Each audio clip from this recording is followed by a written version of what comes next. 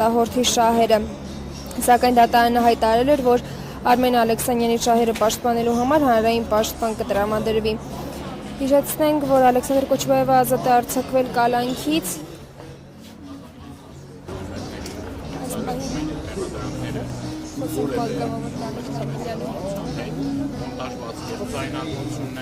Այն կարևոր դրվագները, որով փորձում էին մոլորեցնել հանրության, ասպատուսվարելու դրվագը, մարդկանց գյուլելու դրվագը, առհասարակ չկա գոյություն չունի։ Ես իմ հայտարարության մեջ ազգային ժողովում Սրբազանի նամակը կարդացել եմ հստակ ուղերձները հղվել եմ պատկան մարմիններին, որ իրենք պետք է դրա համար պատասխան տան, որևէ մի հոդաբաշխ խոսք իշխանական տարբեր թևերի չի հնչել այս ուղղությամբ։ Հիմա իրենք միջև այդ կեղծ ձայնագրությունները գիտեք ինչ լրատվամիջոցների միջոցով հանրությանը ապատեղեկատվություն տարածվել։ Մենք այդքան միամիտ չենք, որ կարծենք, որ քննչական կոմիտեն կամ դատախազությունը չի իմացել այդ ձայնագրությունների իսկությունը, որովհետև ամբողջությամբ ձայնագրությունը իրենց տրամադրության տակ են եղել, բայց իշխանություններին պետք է եղել, որպեսզի դրանով փորձեն մոլորության մեջ գցեն հանրությանը։ Հիմա էլ իրենք կասուս բելի առաջ են կանգնել,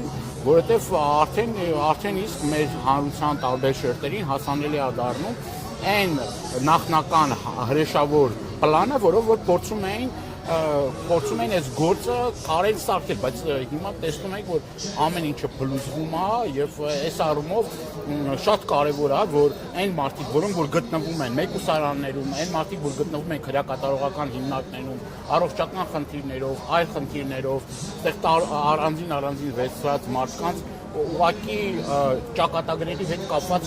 գործ ունենք եւ շատ կարեւոր է, որ այս փուլում խափանման միջոցը փոխվի եւ մարդիկ առնվազն հնարավորություն ունենան իրենց առողջական վիճակով զբաղվել։ Տեսեք հիմա քննվում է Աղվան Աշակյանի հարցը, որ օնկոլոգիական հիվանդություն ունի։ Հայկ Շահնազարյանի ձեռքբերումը։ Այո, Հայկ Շահնազարյանը էլ առողջական, մինչև էլ առողջական շատ լուրջ խնդիրներ ունեցել։ Նաեւ առողջական խնդիրներ ունի Տիգրանը, որը էլի հիմա հիվանդանոցային պայմաններում ճիշտ է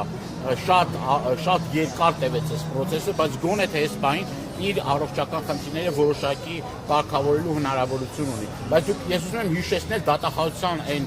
վարքագիծը, այն վերաբերմունքը, որ հենց օնկոլոգիական հիվանդություն ունեցող մարդուն հնարավորություն չէին տալիս։ Իրենք այն միջնորդությունը, որ ներկայացում են մարդու խափանման միջոցը փոխելու եւ ի վերջո իր առողջական խնդիրներով զբաղվելու, այս մարդիկ ուղղակի անմարդկային վերաբերմունք էին դրսևորում։ Ես կրկնում եմ, այն մեղադրանքները, որ կայս չեմ դադարելու ասել, այդ մեղադրանքները շինծու են, կեղծ են, որևէ մի կապ չունեն իրականության հետ եւ պետք է իշխանությունները ներողություն խնդրեն, այս գործը շատ արագ կարճվի եւ այս մարդիկ վերադառնան ամեն մեկը իր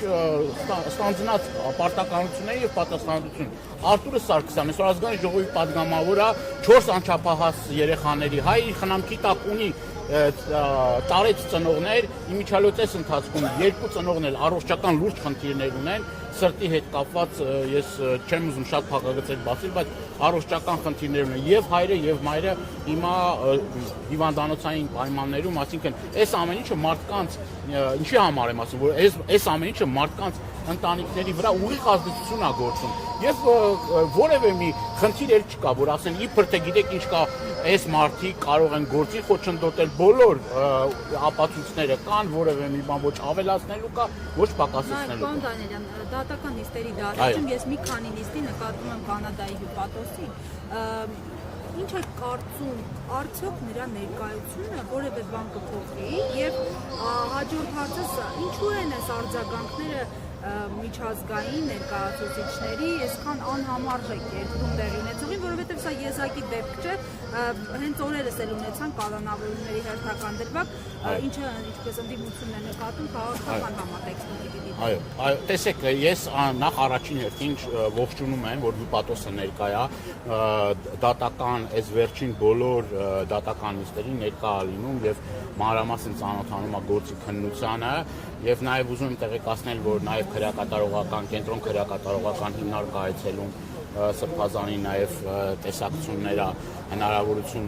ունեցել է տեսակցելու Բագրատ Սրբազանին շատ կարևոր է որ այս գործընթացը կա, բայց առավել քան կարևոր է ես նորից մեկ անգամ եւս էլի քիչ առաջ մոտեցա հյուպատոսի եւ շատ կարեւոր է որ բացի գործին ծանոթանալուց գործին արդեն բավարար չափով ծանոթացել են, որովհետև այս ընթացքում երկար քննվել է այս գործը, որ կոնկրետ հստակ միջազգային հանրությունը պետք է ճնշում գործադրել իշխանությունների վրա, որ այս կեղծ շինծու գործերը ի վերջո դադարեցվեն։ Այս առումով այդ իր այցելությունները եւ դատական նիստերի մասնակցելը ես կարեւոր եմ համարում, բայց ավելի կարեւոր եմ համարում իրենց հստակ գնահատականները։ Դուք գիտեք, որ չկա, միջև հիմա չկա, դուք ճիշտ եք նշում, միջև հիմա հստակ գնահատականներ, որոշ անձանց նկատմամբ ուրեմն սանկցիաների կիրառում, որոշ մարդիկ կան, որոնք որ վերազանցել են իրենց լիազորությունները կոնկրետ գործեր կարելով, այդ մարդիկ պիտի ուրեմն այդ գնահատականները պիտի հնչեն միջազգային հանրության կողմից։ Այդ երկակի ստանդարտները ի վերջո պիտի վերացվեն եւ ոչ թե պիտի այդ նույն միջազգային հանրությունը պահի Նիկոլ Փաշինյանին, այլ ժողովրդավարությունը, որի ջատագովը միջազգային հանրությունն է, Եվրոխորհուրդը, գիտեք, որ 3 ուրեմն Եվրանեստի խորհրդարանական վեհաժողովի ժամանակ Հայաստան եւ Պատիմ խմբակցությունները,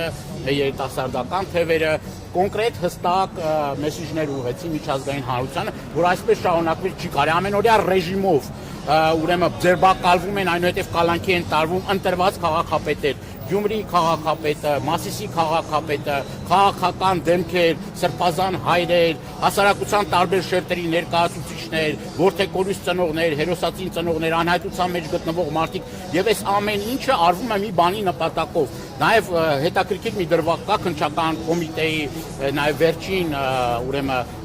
վերջին այս դեպքերով պայմանավորված, ասում է, այս անձը ասում է հեղինակությունը վայելում, ասում է ծնողների շրջանում, եւ քանի որ հեղինակությունը վայելում ծնողների շրջանում եւ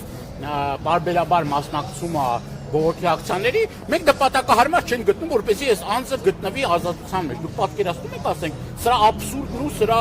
չգիտեմ, էլի արդեն ինչ աշխանի են հասել։ Կրկնում եմ, ամեն օր մենք ականատեսն ենք լինում իշխանությունների ուղղորդմամբ, սա արդեն կարող ենք փաստել, որ իշխանական падգամավորների իշխանության ամենաբարձր օղակներում գտնվող անձիկ ազգային ժողովում հայտարարությունների մակարդակով, իրենց ելույթների մակարդակով ուղղորդում են տարբեր պատկան մարմիններին, որպեսզի իրենց հաջող որոշումներ կայացվեն այն գերատեսչությունների կողմից, որով որ ազգային ժողովը այդ մարդկանց նշանակում է այս կամ այն պաշտոնը եւ դրա ճակատագիրը արդեն պարզ է։ Նիկոլ Փաշինյան ազգային ժողովում ինչ էր ասում։ Ասում էր, ես ձեզ կտանեմ ԱԱԾ պատվալները կլցնեմ։ Դրանից առաջ ինչ էր անում։ SMS հաղորդագրություններ ուղարկում ԲԴԽ նախագահին հորդորելով, որ ինքը հրաժարականի դիմում ներկայացնի։ Դատարանները շրջափակելու դրվագը։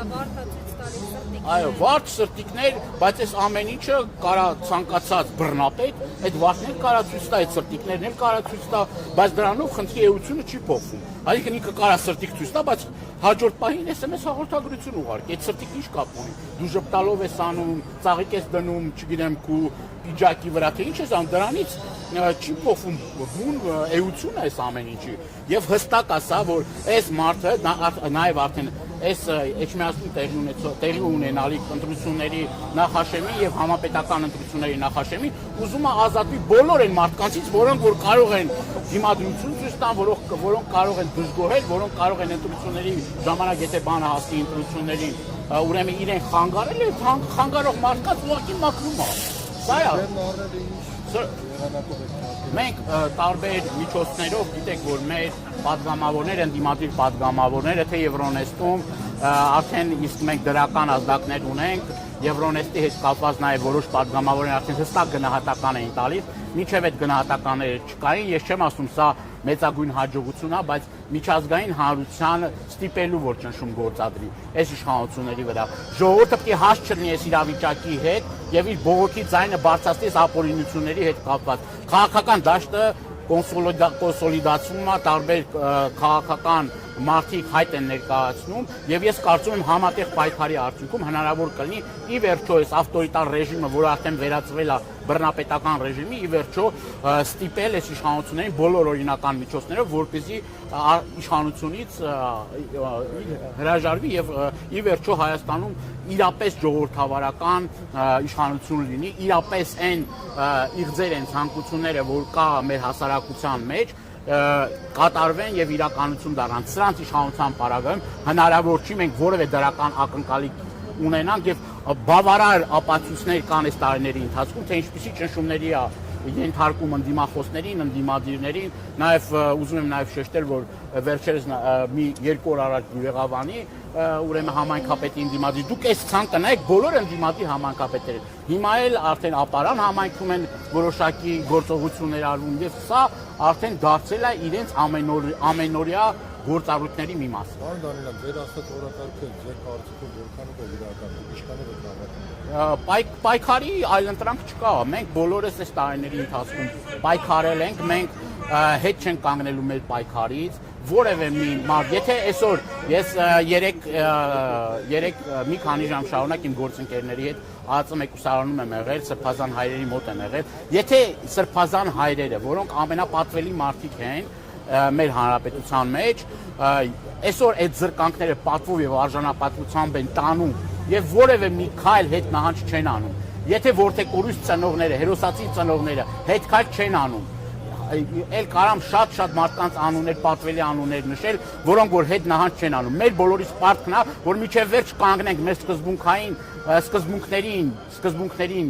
տեր կանգնենք եւ ի վերջո այդ հաջողությունը երկար սպասել իրեն չի տալ։ Ինչքան էլ որ բռնաճնշումների ենթարկվեն, ինչքան էլ մարդկանց բռնեն, դուք տեսնում եք, որ ոչ միայն սրբազան հայրերը, այլ նաեւ մինչեւ այս պահը նույն ընտրված քաղաքապետերն էլ էլի պատվով են տանում այս ամեն ինչը եւ ի վերջո այդ մարդկանց հետևին կան այդ մարդիկ ընտրվել են, չնայած իշխանությունների գործելավոճին, որ ամբողջ իրենց գործիքակազմը կիրառում են, ամբողջ պետական ռեսուրսը ներդնում են, անգամ այդ պայմաններում այդ մարդիկ չեն ընտրվում։ Նույն Փարաքյալի օրինակը, նույն Մասիսի օրինակը, նույն բազմաթիվ այլ օրինակներ կան։ Գյումրիի օրինակը, Ախուրյանի օրինակը, Ալավերդու օրինակը, Բերդի օրինակ, Բերդում ինչ էր կատարվել։ Երկու տեխնացուին կալանավորեցին, ընդամենը երրորդին երևի ինչ որ խղճի խայտ առաջացավ, կին տեխնացուն ընտրվեց, այսինքն համատարած է այս ամեն ինչը, ամենուրեք է ամեն ինչը, եւ եթե խոսենք վարչական ռեսուրսների կիրառման, ապա այսօր տոտալ վարչական ռեսուրսի կիրառում կա, ընտրություններ, բայց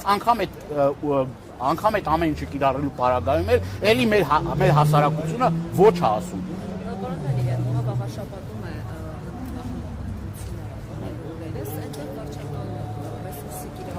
Դա իհարկե ինչի մասին է խոսքը, վարչական ռեսուրսը լիոլի կիրառվում է, դուք գիտեք, որ տեսեք սկզբից ինչ են անում, սկզբից այն համայնքները, որ կան, ավելի են խոշորացնում, թե ինչ է, ոյ համայնքում որոշակի քվեներ ունեն, այդ խոյ համայնքի ուրեմն գյուղերը, որ կան, միացնում են Էջմիածին համայնքին, վաղը միսօր եթե պետք կլինի, նաև կարող է դրան միացնել նաև ուրեմն չգիտեմ այլ համայնքներ, Արմավիրի մարզից, կարող է Երևան համայնքին էլ միացնել, միայն ու միայն իրենց նպատակին հասնելու համար։ Դրանից առաջ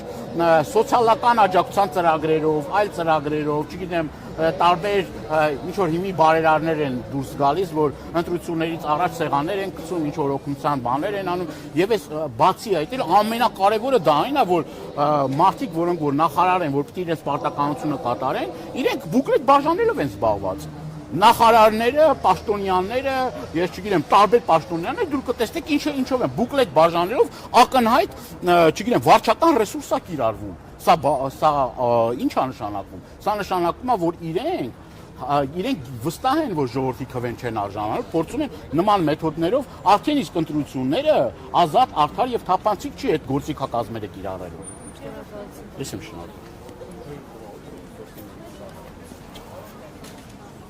Առավոտը